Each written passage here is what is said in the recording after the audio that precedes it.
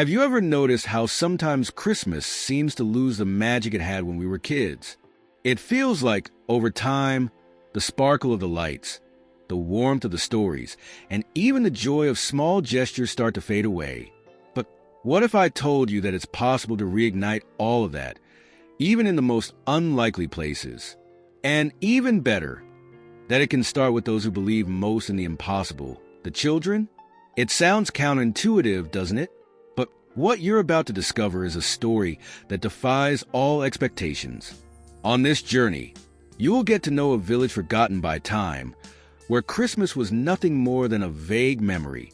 But amidst the cold snow and hardened hearts, something extraordinary happened. It was when a group of children, led by courage and innocence, decided to change everything. They faced challenges, overcame skepticism, and unknowingly rekindled the Christmas spirit in everyone around them. The best part? This isn't just a story to hear.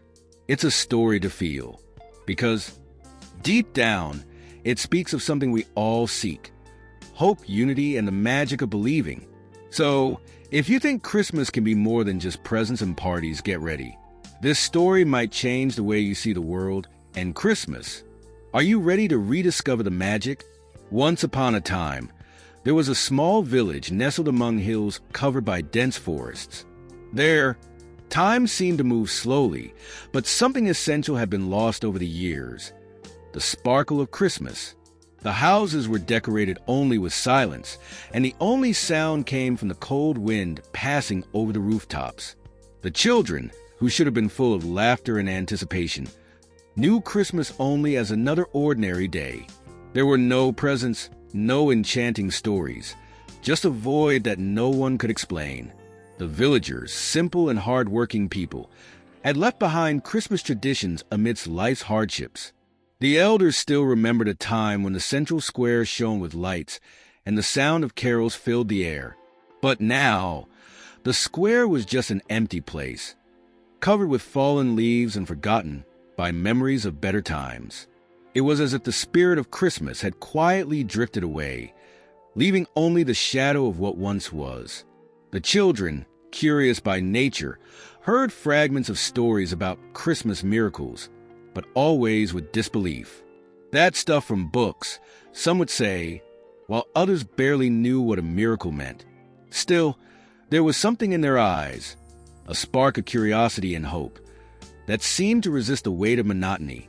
It was as if, even without knowing, they were waiting for something to transform their lives. Snow began to fall more frequently, covering the village with a white blanket. But not even that natural beauty could brighten the villagers' hearts. The nights were long and cold, and the stories around the fireplace no longer mentioned the magic of Christmas. Instead, they talked about tough harvests, harsh winters, and how the world seemed to have grown tougher over the years. Despite that, something strange lingered in the air. It was subtle, almost imperceptible, but it was there, like a whisper that only the most attentive could hear. A feeling that something was about to change. Maybe it was a heavy silence that precedes a great storm, or perhaps it was the echo of memories the village insisted on ignoring. But whatever it was, it seemed to be calling for attention. It was in the children that this feeling manifested most strongly. Despite everything, they hadn't lost their ability to dream. Even if their dreams were small and hidden, they were still there, beating in their hearts. Some played in the snow. Others gazed at the starry sky, imagining what lay beyond the hills. And in their whispers, they spoke of something special, as if they were waiting for a miracle without really knowing what it meant. And it was on a particularly cold night that something happened. It wasn't visible, but it was felt, like a shiver running down your spine for no apparent reason. The village seemed to hold its breath for a moment. And so, amidst the icy silence, an unexpected visitor was about to cross the village boundaries, bringing with him stories that no one could ignore. On a cold morning, when the fog still hugged the village, a mysterious figure appeared at the main entrance. He was a tall man, wearing a long coat and a hat that hid part of his face. He walked slowly, as someone who appreciates every detail around him. The children, always curious, were the first to notice him. Who could that stranger be? Why did he seem so at ease in such a forgotten place? Word about the visitor spread quickly. The adults, however, were more cautious. Where did he come from? What does he want? Questions echoed in whispered conversations on the corners. The man, however, seemed indifferent to the suspicious glances.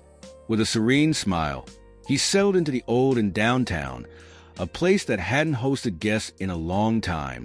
His presence was a mystery that no one could decipher. The children, on the other hand, were fascinated. Whenever they could, they'd peek through windows or hide behind trees to watch him, and he seemed to know he was being observed. Sometimes he'd stop in the middle of the path, look around and wave at them, drawing nervous giggles. But it was when he started telling stories in the square that everything began to change. Sitting on an old bench, the visitor began to talk about Christmases that seemed straight out of fairy tales. He described trees adorned with twinkling lights, bountiful tables, and the joy of witnessing miracles amidst hardships. The children, enchanted, drew closer and closer. The adults, from a distance, listened with skepticism. But it was impossible not to feel a slight pang of nostalgia. "Miracles happen where you least expect them," he said one night, as the moon lit up the village. "Sometimes, all you need is to believe." This simple phrase was etched into the children's minds. It was as if he were planting tiny seeds of hope in their hearts. One of the youngest girls, named Emily, asked, "Have you ever seen a real miracle?" He smiled and replied, "More times than you can imagine." As days went by, the visitor became the center of attention. He had a special way of speaking, as if each word carried a bit of magic. And although he never revealed his name, everyone began to call him the storyteller. But there was something more in his eyes, something that no one could fully understand. It was as if he knew something that others didn't. The children, now filled with a new energy, began to whisper among themselves. They felt they needed to do something big. And that's how the idea to create a Christmas like the one the visitor described was born. But how to do that in a village where nothing seemed to flourish? The answer was hidden in the storyteller's tales, waiting to be uncovered. Inspired by the storyteller's tales, the children gathered in secret in a clearing in the forest. Emily, always the bravest, took the lead. If he said miracles happen where you least expect them, why not here? She asked, drawing murmurs of agreement. The plan was simple and ambitious: to bring the Christmas spirit back to the village. But how to do that when even the adults no longer believed in Christmas? Each child brought something they considered special. Charlie showed up with an old golden star he had found in the attic. "It was my grandmother's," he explained, holding it like a treasure. Mia brought a piece of red ribbon, and Sam contributed a handful of old Christmas lights that no longer flickered. No matter how humble, that small pile of items seemed to shine like gold in their eyes. The next step was to rally the adults, but that was a bigger challenge than they had anticipated. The parents, tired of their routines, didn't understand why the children were so excited. "It's just another day," they said. But Emily, with her determination, found a way to convince them. "What if you help us just this once? It could be fun." Gradually, some heads nodded in agreement, even if still uncertain. In the meantime, the snow fell harder, making it difficult to gather resources. Still, the children didn't get discouraged. Sam led a small group that went out collecting branches to make an improvised tree. Mia, with her creativity, began crafting decorations from pieces of paper and fabric. With each small step, they felt they were getting closer to something grand. "It's not perfect, but it's ours," they said, admiring the result. And so, rumors about the secret mission began to spread. The adults, even reluctant, started contributing with small gestures. One brought a candle. Another offered an old red tablecloth. They were simple things, but each item brought with it a spark of enthusiasm. And without realizing it, they were being caught up in the children's energy. However, not everything was easy. There were moments of discouragement, when the lack of resources seemed insurmountable. Emily, who always kept the flame of hope alive, sometimes wondered if they were pushing too far. But then she remembered the storyteller's words. Miracles begin in the hearts that believe, and that was what kept the group united, even in the toughest times. And it was on a particularly cold night, as they finished hanging the last decorations on the improvised tree, that something unexpected happened. A faint light shone in the distance, as if calling out to them. "What is that?" someone asked. But before they could find out, they knew there was more work to be done. After all, the big day was still to come, and the magic was just beginning to unfold. As preparations progressed, strange things began to happen in the village. It all started when Sam found a pair of old Christmas lights in the community shed. They were dusty and certainly hadn't worked in years. But when he plugged them into an old socket, something unexpected happened. They flickered on, as if they had been made for that moment. "I told you miracles are real," he exclaimed, filling the children's hearts with excitement. Soon, other small miracles began to appear. The baker, who rarely spoke to anyone, showed up in the square with a basket of warm breads. "Thought you might need them," he said, embarrassed, as the children ran to thank him. It was as if their contagious energy was awakening something dormant in the adults. Small acts of kindness began to emerge on every corner, echoing the stories of the mysterious visitor. Each day, more people joined the cause. An elderly lady, known for her sternness, brought a piece of fabric embroidered with Christmas motifs. "It was from my bridal kit," she explained with a shy smile. The fabric became the centerpiece of the decorations, a symbol of how everyone could contribute, even with little.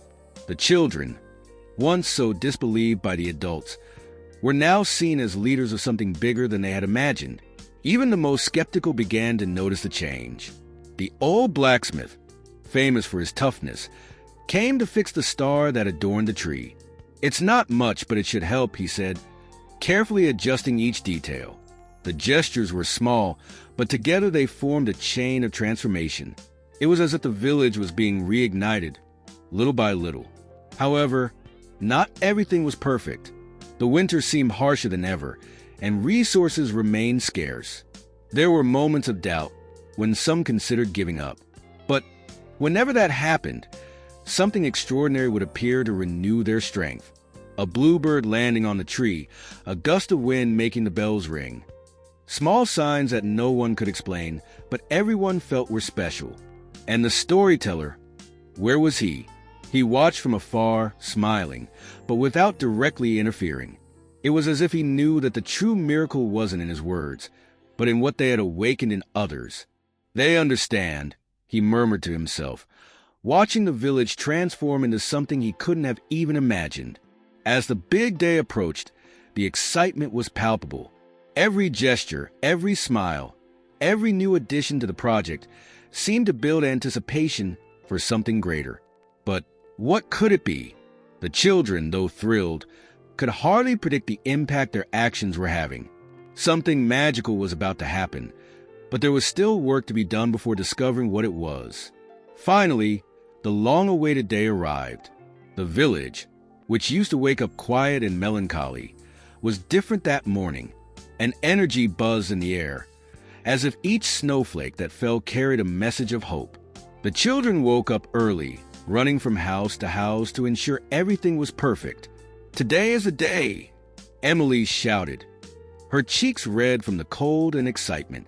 The makeshift tree stood in the center of the square, decorated with the twinkling lights that Sam had fixed. It wasn't tall or grand, but it had something no other tree could offer: the dedication and love of everyone who helped create it.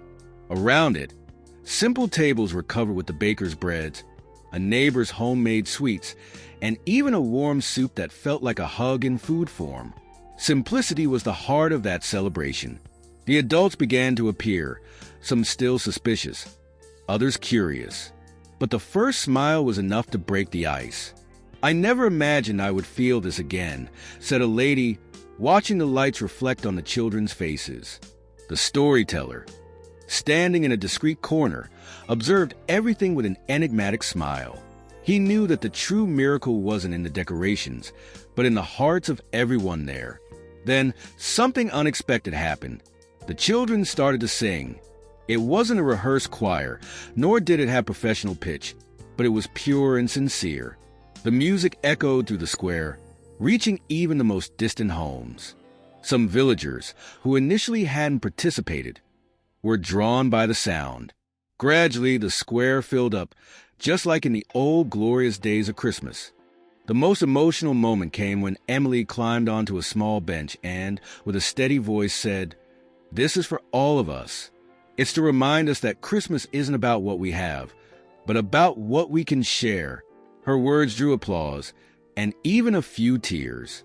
It was as if, in that instant, all the pain and sadness accumulated in the village had dissipated, giving way to something new. The storyteller finally approached. He took the old star that had been restored and placed it atop the tree. "Now it's complete," he said, his eyes shining. The gesture, simple yet powerful, seemed to seal everyone's collective effort. For a moment, time seemed to stand still. The snow fell more slowly, the air felt lighter, and everyone felt deep in their hearts that something extraordinary was happening. As night fell, the village sparkled like it hadn't in a long time. It wasn't just the light from the old lamps, but the glow of people who had rediscovered what truly mattered. And as music and laughter filled the air, there was a collective sense that this Christmas wouldn't just be remembered, but would become the starting point for something even greater. The next morning, the village looked different. It wasn't just the remnants of the previous day's celebration, but something deeper. There was a sparkle in people's eyes, a lightness in their steps, as if the weight of the years had been lifted. The children ran through the streets, still excited about what they had experienced. But now, their smiles carried more than joy. They brought a new understanding of what Christmas really meant. For many, the lessons of that day were like an awakening.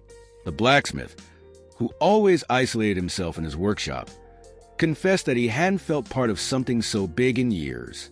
"I never imagined that small actions could make such a difference," he admitted, while helping to dismantle the tables.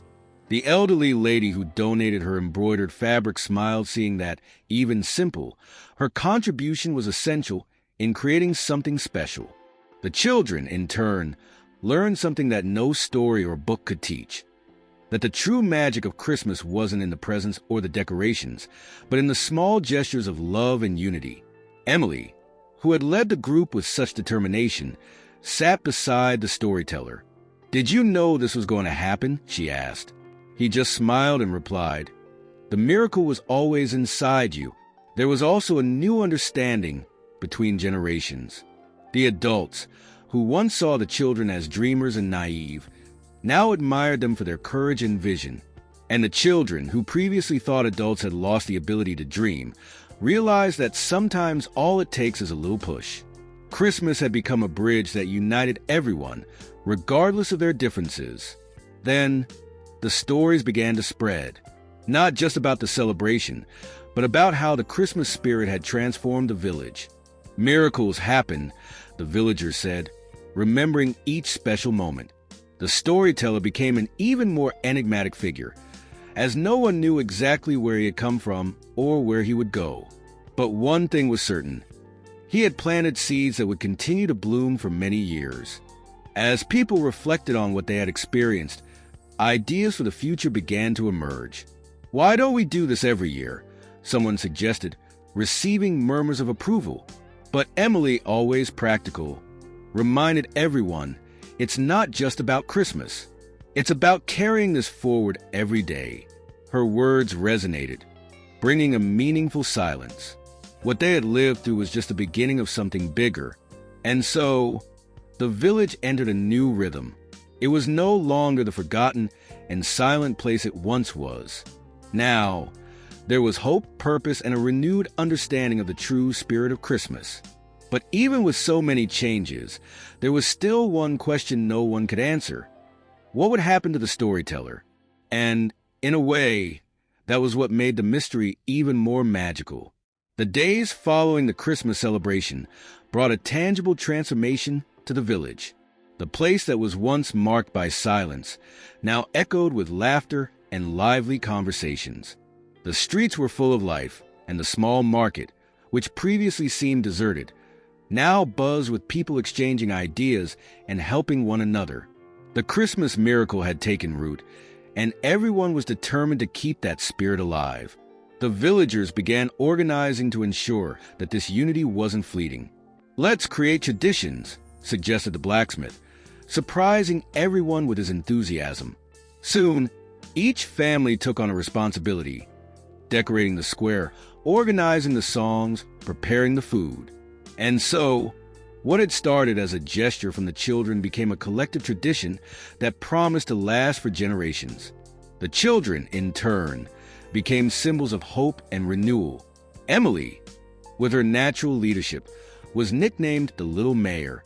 Although she laughed at the nickname, she knew her role had been crucial. Alongside her friends, she began planning new ways to engage the community, from games to small projects to help those in need. "Christmas can be every day," she would say, with the same sparkle in her eyes as always. However, the storyteller seemed more distant. He continued to walk through the village, but now he spoke less and observed more. It was as if he was preparing to leave. The children, who had grown so attached to him, constantly asked, "Are you going away?" He just smiled and said, "The important work has already been done." But his presence remained a constant reminder of what they had achieved together. As the weeks passed, the village began to attract visitors from faraway places. Curious people came to hear the stories of how such a small place had rediscovered the Christmas spirit. The villagers, proud of their transformation, welcomed everyone with open arms. Gradually, the once-forgotten village became an example for other communities. "Miracles are contagious," said the baker, now with a permanent smile on his face. Although everyday life had returned to normal in many ways, something essential had changed. People were kinder to one another, more willing to listen and help. Christmas was no longer just a date on the calendar, but a feeling that permeated every gesture and decision. It was as if the storyteller had ignited a flame that no one wanted to let go. Then, one spring morning, he left. There were no grand farewells, just a note left in the square. "The miracle isn't in me, but in you. Keep believing."